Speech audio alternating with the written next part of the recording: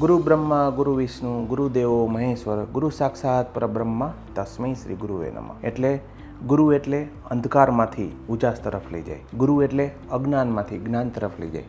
ગુરુ એટલે ઘોર નિરાશામાંથી આશા તરફ લઈ જાય. આ મંત્રને સાકારિત કરવા માટે હું સીએ મૌલિક ટોલિયા અને અમારી ટીમ રાજકોટના સીએ સ્ટુડન્ટ્સ માટે એક યુનિક કન્સેપ્ટ લઈને આવ્યા છે. લાસ્ટ ટાઈમ સીએ ફાઉન્ડેશનનું રિઝલ્ટ શું આવ્યું? માત્ર 15%. 85% વિદ્યાર્થીઓ ફેલ થયા. તમે ભારતના તેમજ રાજકોટના સર્વશ્રેષ્ઠ કોચિંગ ક્લાસમાં એડમિશન લીધું. ત્યાંની અનુભવી ફેકલ્ટી પાસે તમે ભણ્યા, છતાં બી તમે ફેલ થયા. તો એમનું રીઝન શું? શું તે ક્લાસીસ બરાબર ન હતા? શું તે ફેકલ્ટી બરાબર નહોતી? તો જવાબ આવે ના. એમને તેમનું બેસ્ટ પરફોર્મન્સ આપ્યું હતું. તો શું વિદ્યાર્થીઓનું લેવલ બરાબર નહોતું અથવા વિદ્યાર્થીઓની ક્વોલિટી ડાઉન હતી? તો જવાબ આવે ના.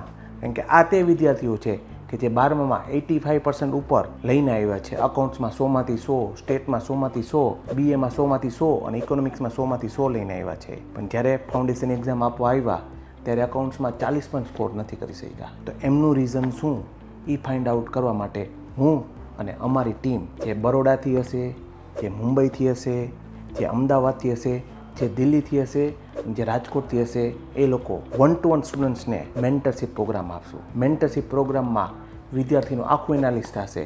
એમની સ્ટ્રેન્થ શું છે, એમની વીકનેસ શું છે, એનું એનાલિસિસ થશે. સબ્જેક્ટ વાઇઝ, ટોપિક્સ વાઇઝ એમનું એનાલિસિસ થશે. અને જે એમના વીક ટોપિક્સ હશે એના માટે અમે એમને ભણાવશું, એમનું ઇમ્પ્રુવમેન્ટ લાવશું, એને અનુરૂપ રિઝલ્ટ આપશું, એને અનુરૂપ ટેસ્ટ પેપર કાઢશું, જેથી વિદ્યાર્થીઓને જે પોતાનો પ્રોબ્લેમ છે એ આઈડેન્ટિફાઈ થાય, એને સ્ટ્રોંગ બનાવે, એની ટેસ્ટ પેપર લે અને એને કોન્ફિડન્સ આવે. હું અને તમે ઘણી વખત ડૉક્ટર પાસે ગયા હશે. જ્યારે આપણે બહાર કાઉન્ટરમાં બેઠા હોય તો બધાને સેમ જ પ્રોબ્લેમ હોય. કોકને ઉધરસ હોય, કોકને તાવ હોય. તો શું ડૉક્ટર 60 થી 70 દર્દીઓને એકી સાથે દવા આપી દે છે?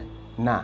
એ એક દર્દીને મળે છે, એમનું તપાસ કરે છે, જરૂર પડે તો એમના રિપોર્ટ કરાવે છે અને દર્દીને અનુરૂપ દવા આપે છે. એમ જો સીએમાં રિઝલ્ટ લાવવું હોય તો 1-to-1 સ્ટુડન્ટ્સને મળવું પડે, એમનું એનાલિસિસ કરવું પડે. એમના 24 કલાકમાંથી એ 12 થી 15 કલાક સારું આઉટપુટ કોણ આપી શકે એની એક સ્ટ્રેટેજી બનાવવી પડે. એને અનુરૂપ કયો સબ્જેક્ટ ક્યારે ચાલુ કરવો, કયો સબ્જેક્ટ ક્યારે પૂરો કરવો, કયા મટીરિયલમાંથી કરવું, કયા મટીરિયલમાંથી ન કરવું, આનું એમને કહેવું પડે. કેટલા ટાઈમમાં પૂરો કરવો પડે એ પણ કહેવું પડે. જે હું અને અમારી ટીમ, જેમાં 10 થી 15 ચાર્ટર્ડ એકાઉન્ટન્ટની ટીમ હશે, એ છોકરાઓને, વિદ્યાર્થીઓને ઘરે મળશે અથવા વિદ્યાર્થીઓમાં પ્રીમાઇસીસ આવશે. એમનું આખું કાઉન્સલિંગ થશે, ડેઇલીનું કાઉન્સલિંગ થશે.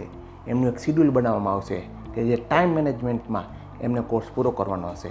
એમનું સ્ટ્રેસ મેનેજમેન્ટ થશે. એમને જરૂર પડે તો મેન્ટરશિપ પ્રોગ્રામમાં મોટિવેશનલ અને મેડિટેશન બી આપવામાં આવશે. જો આ બધું થાય તો અને તો માત્ર રિઝલ્ટ આવે. તો આ રિઝલ્ટ માટે અમે મહેનત કરશું. અમે જનરલી સીએ ફાઉન્ડેશનના સ્ટુડન્ટ્સ જેની એક્ઝામ જાન્યુઆરીમાં છે, સીએ ઇન્ટેના સ્ટુડન્ટ જેની એક્ઝામ જાન્યુઆરીમાં છે અને સીએ ફાઇનલના સ્ટુડન્ટ જેની એક્ઝામ જાન્યુઆરીમાં છે, એમનું એક પ્રોપર પ્લાનિંગ કરશું. એમને ડેઇલી મેન્ટરશિપ આપશું અને એનું આખું એનાલિસિસ કરીને આપશું. આપણે જોવા જાય તો બધે મેન્ટરની ખૂબ જ જરૂર છે. સ્ટાર્ટ કરે તો 5000 વર્ષ પહેલાં જ્યારે અર્જુન છે એ યુદ્ધમાં હારી ગયો હતો સ્ટાર્ટિંગમાં, ત્યારે ભગવાન એને ગીતા કહી અને ગીતા સાંભળીને અર્જુન ઊભો થયો અને બોલ્યો. પહેલાં બોલી ગયો તો સિદ્ધંતી મમ ગાત્રાની, ત્યાંથી તે બોલ્યો કરીશે વચનમ તવ. ભગવાને ગીતાનો ઉપદેશ આપી દીધો, છતાં બી ભગવાન તેમની સાથે રહ્યા અને જ્યાં જ્યાં અર્જુનની ભૂલ થતી હતી ત્યાં ભગવાન એની સાથે રહ્યા અને એને એનું સોલ્યુશન આપ્યું. એમ જ્યારે સીએની એક્ઝામ તમે આપશો તો નાની મોટી ક્યાંક ને ક્યાંક ભૂલ કરતા જશો તમે. કારણ કે તમે પ્લાન કર્યું હોય કે આજે હું 8 કલાક વાંચીશ, એની જગ્યાએ માત્ર 2 કલાક વાંચ્યું હશે. તો અમે એનું ફોલોઅપ લેશું અને તમારો ટાઈમ મેનેજમેન્ટ કરીને માત્ર ને માત્ર તમારો એક જ એજન્ડા હોવો જોઈએ કે જાન્યુઆરી એક્ઝામ તમે કેવી રીતના ક્રેક કરી શકો. ચાહે આઈસીએનું રિઝલ્ટ 10% આવે, 15% કે 25% આવે, પણ અમારે જે પ્રોગ્રામમાં હશે એ વિદ્યાર્થીનું 100% રિઝલ્ટ આવે, 100% પાસ થાય એવા ઇન્ટેન્શનથી હું અને મારી ટીમ એક મેન્ટરશિપ પ્રોગ્રામથી લોન્ચ થઈ રહ્યા છે. જેમાં બધા વિદ્યાર્થીઓને જોડાવા માટે 9724318185 પર કોલ કરવા, વધુ માહિતી મેળવવા માટે તમે પૂછપરછ કરી શકો છો. Thank you so much.